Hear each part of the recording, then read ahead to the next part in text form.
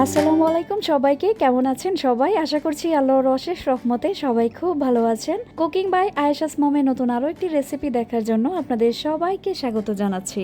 আজকের রেসিপি হচ্ছে চটপটি। চটপটি কিন্তু আমরা মোটামুটি সবাই পছন্দ করি, কিন্তু বানাতে জানি না। আজকে আপনাদের সাথে খুবই সহজভাবে চটপটির রেসিপি শেয়ার করব। চলুন তাহলে মূল রান্নায় চলে যাই।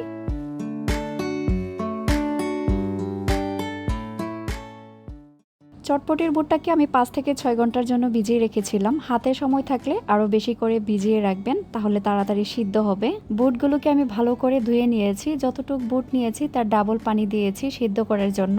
এখন আমি অল্প পরিমাণ হলুদ দিয়ে দিলাম সুন্দর একটা কালারের জন্য, আর দিয়ে দিচ্ছি পরিমাণ মতো লবণ। অনেক সময় দেখবেন বাজার থেকে বুট আনলে বুটগুলো অনেক বেশি শক্ত থাকে, সিদ্ধ হতে চায় না। বুট সিদ্ধ হওয়ার জন্য আপনাদের সাথে একটা টিপস শেয়ার করছি, সেটা হচ্ছে এই যে দেখুন, আমি খাবারের সোডা নিয়েছি। অল্প পরিমাণ খাবারের সোডা দিয়ে দিব। খাবারের সোডাটা দিলে বুটটা খুব সুন্দরভাবে আর তাড়াতাড়ি সিদ্ধ হয়ে যায়। অল্প পরিমাণ খাবারের সোডা দিয়ে দিবেন সিদ্ধ করার সময়। বুটটা সিদ্ধ হতে হতে চলুন এখন টকটা রেডি করে ফেলি। আমি 10 থেকে 15 মিনিট আগে তেঁতুলটাকে পরিষ্কার পানির মধ্যে ভিজিয়ে রেখেছিলাম, আর ভিজানোর কারণে তেঁতুলটা কিন্তু একদম নরম হয়ে এসেছে। এখন আমি হাতের সাহায্যে চিপে চিপে যে বিচিগুলো আছে সেগুলো ফেলে দিব।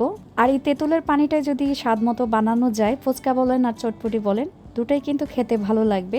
ভিজিয়ে রাখার কারণে তেঁতুলটা একদম সফট হয়ে এসেছে, আর হাতে চেপে চেপে আমি এখন বিচিটা ফেলে দিচ্ছি।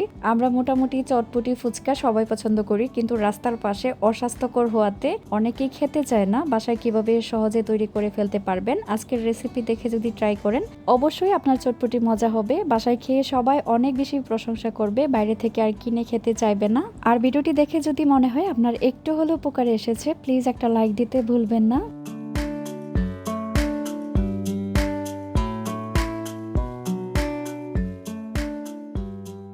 সবগুলো বিচি ফেলে দিয়েছি। এখন আমি টকের মধ্যে কিছু মশলা অ্যাড করব।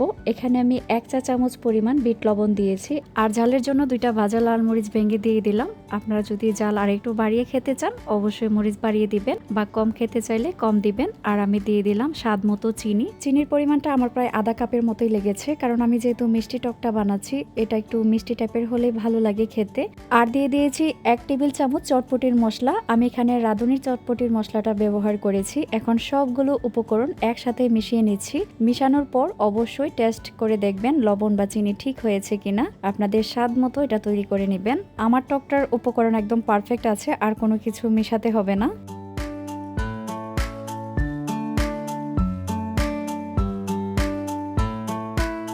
এদিকে দেখুন বুটগুলো খুব সুন্দরভাবে সিদ্ধ হয়ে গেছে। আস্তে আস্তে দেখা যাচ্ছে, চাপ দিলে কিন্তু সাথে সাথে ভেঙে যাচ্ছে। আমি এভাবে আস্তই রাখবো। আপনারা যদি চান উপরের যে ছালগুলো আছে সেগুলো তুলে ফেলে দিতে পারেন। যে বাটিটাতে পরিবেশন করব গরম অবস্থায় সেটার মধ্যে ঢেলে নিচ্ছি। তারপর একে একে যে বাকি উপকরণগুলো আছে সেগুলো আমি বুটের সাথে মিক্স করব। আজকের যে চটপটি রেডি করছি এটা 7 থেকে 8 জন খেতে পারবে। সেই অনুযায়ী আমি একটা বড় আলুকে সিদ্ধ করেছি, আর সাথে 2টা ডিম অ্যাড করব। সেগুলো আমি সিদ্ধ করে রেখেছিলাম। আলুটাকে হাতের সাহায্যে একবার চাপ দিয়ে যতটুক ভাঙে সেই অনুযায়ী ভেঙে চটপটির সাথে দিয়ে দিলাম। আর একটা ডিম ছোট ছোট কুচি করে সাথে দিয়ে দিলাম, আর দিয়ে দিলাম কিছু শসা কুচি। আর এখন দিয়ে দিচ্ছি পেঁয়াজ কুচি। যদি আপনারা চটপটি রেখে খেতে চান অবশ্যই পেঁয়াজটা পরে এড করবেন, পেঁয়াজ দিলে কিন্তু আর রেখে খাওয়া যাবে না।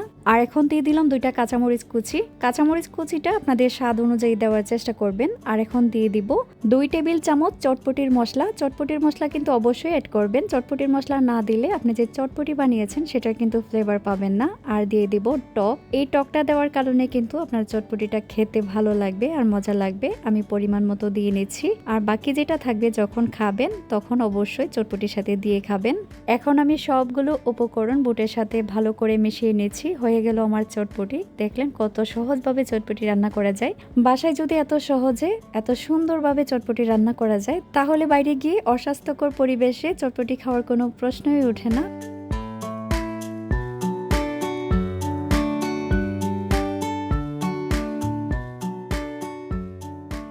সবগুলো উপকরণ মিশিয়ে নেওয়ার পর পরিবেশনটা যাতে সুন্দর দেখায়, উপর থেকে আমি আরো কিছু শসা কুচি দিয়ে দিলাম, আর একটা গ্রেটারের সাহায্যে ডিমটাকেও গ্রেট করে দিয়ে দিচ্ছি। দেখতে কিন্তু অনেক বেশি সুন্দর লাগছে আর লোভনীয় লাগছে, আর মাশাআল্লাহ খেতেও অনেক বেশি মজা হয়েছিল।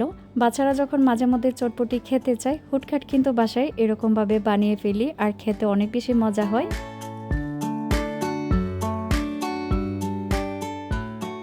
দেখার সৌন্দর্যে আমি উপর থেকে আরো একটু টক দিয়ে দিলাম। আর চটপটির সাথে যে জিনিসটা না খেলে হয় না সেটা হচ্ছে ফুচকা। চটপটির সাথে একটু ফুচকা ভেঙে খেয়ে দেখবেন, একটু ক্রিস্পি টাইপের লাগবে, খেতেও ভালো লাগবে। আমি উপর দিয়ে 2-3টা ফুচকা ভেঙে দিয়ে দিলাম। হয়ে গেল আমার চটপটি রান্না। আজকের রেসিপি যদি আপনাদের ভালো লাগে লাইক, কমেন্ট আর শেয়ার করতে ভুলবেন না। আজকের জন্য এখানেই বিদায় নিচ্ছি। নতুন আরো একটি রেসিপি দেখার আমন্ত্রণ জানাচ্ছি। আল্লাহ হাফেজ, আসসালামু আলাইকুম।